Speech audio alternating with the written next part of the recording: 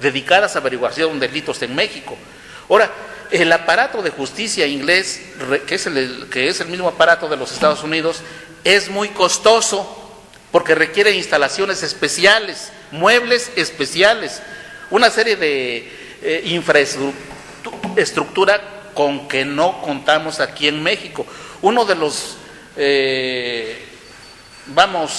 una de las exigencias de las que yo me entero es que el juez necesariamente tiene que estar materialmente en las audiencias. Bueno, quizá eso se pueda superar porque parece que muy pocos asuntos llegan a nivel del tribunal, de lo que es la jurisdicción, porque la mayoría de asuntos se están resolviendo antes de llegar de pasar a una etapa jurisdiccional, porque hay una etapa ahí donde se da oportunidad a los interesados a que lleguen a un arreglo que se llama algo así como etapa conciliatoria. Pero a lo que yo me estoy refiriendo, que en este tipo de asuntos, en esta clase de asuntos, tienen preponderancia las autoridades administrativas. Y entonces, los jueces, pues no, porque solamente se le llegan los asuntos a él, si se los consignan, eso no depende de él, entonces sí va a intervenir. Y hay una serie de cuestiones que realmente son fatales en este tipo de juicios, y por eso es que está teniendo realmente muchos problemas. Como nuestros grandes funcionarios, nuestros altos funcionarios del Poder Judicial Federal, pues están supeditados políticamente. Yo me he enterado por medio de la prensa que el presidente incluso les ha dicho cosas, aunque así sea de manera indirecta, como que los ha presionado, los ha coaccionado moralmente, pues para que como que dinamicen algo en lo de los juicios orales, pero ellos están en un mundo desconocido, en algo que desconocen, y entonces estamos ahorita trabados. Como ustedes saben, las reformas para los juicios orales ya están establecidas en la Constitución, se hicieron con el gobierno del señor Vicente Fox, y este señor la sigue apoyando, lógicamente. Entonces ahorita en ese aspecto de la justicia estamos totalmente entrampados. Se pudo haber ido por otro lado de hacer algunos cambios, algunas modificaciones. Si lo que querían hacer más práctica la justicia, pues bastaba con despenalizar una serie de delitos que no ameritan ese proceso largo, esa complicación. Son la mayoría de los delitos, que hay tanto en el fuero común como el fuero federal, y se descargarían los tribunales en todo el país. Bueno, entonces que quede claro eso, esa función de la jurisprudencia que tanto se elogia,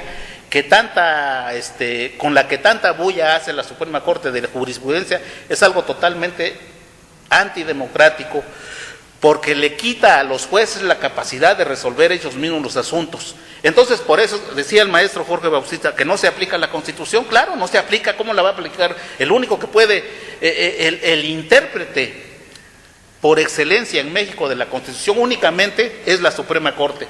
Secundariamente, subsidiariamente los tribunales colegiados. Pero esos son casos muy excepcionales.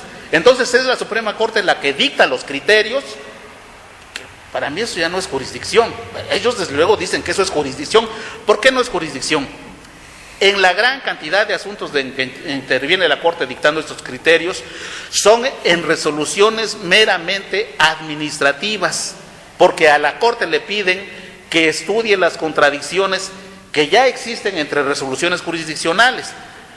Pero ese estudio de alguna manera viene siendo oficioso porque se lo pide el procurador, se lo pide un ministro, algún interesado, pero ya no es dentro de un conflicto jurisdiccional, sino que es una labor meramente administrativa. Exagerando, yo he dicho que es una labor meramente policíaca, porque está la Corte buscando dónde está la contradicción y eso, y luego pues dicta ahí las resoluciones que desafortunadamente lo hace para que lo apliquen todos los jueces del país, todos los poderes judiciales del país.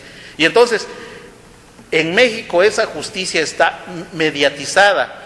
Si en lugar de que la Corte se dedique dictatorialmente a establecer esos criterios, pues yo considero que esa labor la pueden desempeñar mejor los tribunales colegiados que están expandidos en todo el país.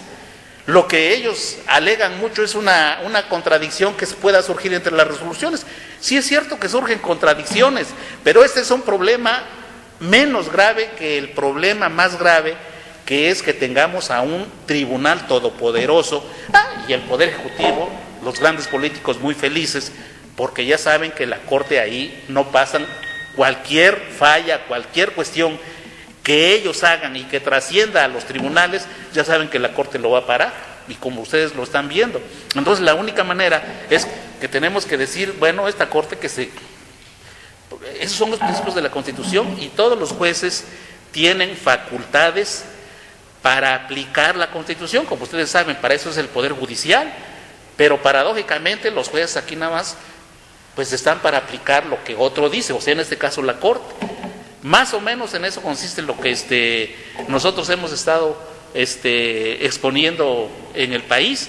El otro aspecto del Poder Judicial que es realmente bárbaro, porque va en contra de los principios civilizados, en contra de la democracia, es ese poder, ese órgano que se llama Consejo de la Judicatura Federal, porque lo designa a trasmano el presidente de la República. Como ustedes saben, el presidente prácticamente designa a todos los ministros. El presidente del Consejo es el presidente de la Suprema Corte, es una persona que está muy ligada al presidente de la República. Y luego por ahí directamente el mismo presidente tiene la facultad de nombrar directamente un consejero. Si ellos son un consejero, un representante del presidente, ellos desde luego dicen que no son representantes del presidente, sino que son nombrados y ahí ellos adquieren una independencia, lo cual es una tomadura de pelo, ¿no? Y luego a otros consejeros los designan los senadores, entre el juego ese de partidos. Y por ahí supuestamente los jueces y magistrados designan a otros 2 consejeros. Pero hay por ahí unas asociaciones u organizaciones supuestamente profesionales de magistrados y jueces, pero que están supeditadas, son de esos organismos que no tienen independencia. ¿Por qué? Porque los jueces están supeditados. Entonces lo que necesitamos es que se realicen cambios, modificaciones a nivel de la Constitución Federal, a nivel de las constituciones de los estados también, y a nivel de la legislación secundaria que tenga que ver con el funcionamiento de los poderes judiciales, desde luego el Poder Federal, con el objeto de que tengamos una justicia de más calidad.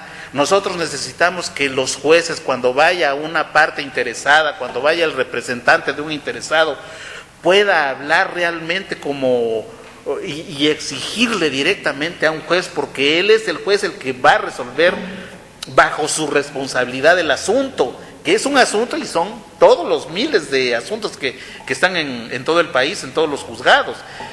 Pero el juez, como ya sabe que el asunto, si él no tiene carácter, si él no tiene capacidad de juez independiente, de juez preparado, pues nada más está pensando en fusilarse por ahí alguna tesis de la Suprema Corte, y con eso hasta hacen gala de eruditismo, no sé, pero que es una manera muy falsa de hacer justicia. El juez preparado tiene que ser responsable él mismo, porque tiene que responder a su cargo. Los jueces son jueces en nombre de la sociedad, en nombre de la nación, y entonces no son jueces en nombre del Poder Ejecutivo, de un político, de quien sea. Y entonces ese modelo de justicia está también establecido en los estados. Por ahí estaba yo viendo el informe, el discurso del gobernador que acaba de tomar posesión en Oaxaca, y habla de muchos problemas, ¿no? Y habla de la justicia. Pero es como si no dijera nada, no se compromete a nada. ¿Por qué? Porque ese es el tipo de políticos que tenemos nosotros, ¿no? Dice que va a tratar de tener buenas relaciones sobre todo con el poder, el Tribunal Superior de Justicia, para que haya una buena coordinación. Yo creo que eso es muy, muy general y muy vago. Lo que debe hacer el gobernador, y desde luego también los legisladores, es abocarse a estudiar realmente cómo está funcionando la justicia y tratar de manera concreta decir en qué consisten las fallas y cuáles son los cambios que se pueden operar. Sobre todo necesitamos un Tribunal Superior de Justicia independiente. No sé, desde luego que no lo nombre el gobernador y tampoco los diputados, que se hagan auscultaciones en donde se tomen en cuenta las necesidades, las instancias, las peticiones seguramente idóneas que van a provenir de las instituciones culturales, de organizaciones sociales, que se les tomen en cuenta y no sé, que se sometan a un escrutinio con algún órgano competente, ¿verdad?, de personas prestigiadas, imparcial, desde luego, independiente de los políticos. Solamente así podríamos pensar en tener una justicia más independiente y más capaz. Y entonces, esas son las ideas que yo quería decirles esta vez, señores, y les agradezco mucho su atención.